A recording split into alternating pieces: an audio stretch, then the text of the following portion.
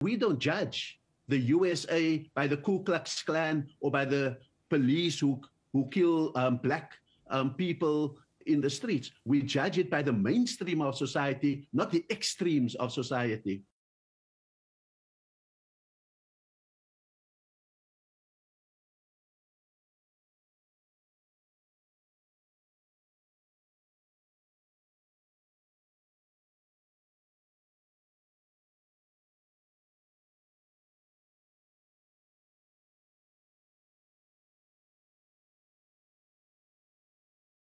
On the face of it, it looked ugly, but what I can say is that South Africa presented a united front, which was dignified and diverse throughout.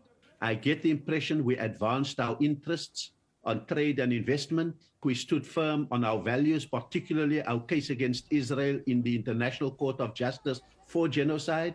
And I think that we stood dignified in the face of provocation or fallout on the issues of white genocide and land confiscation. I think if I were the president, the videos of both Julius Malema and former President Zuma, I would say it is precisely for that kind of behavior that they had been expelled by the African National Congress a few years ago. They are marginal voices in government, but they are populist voices.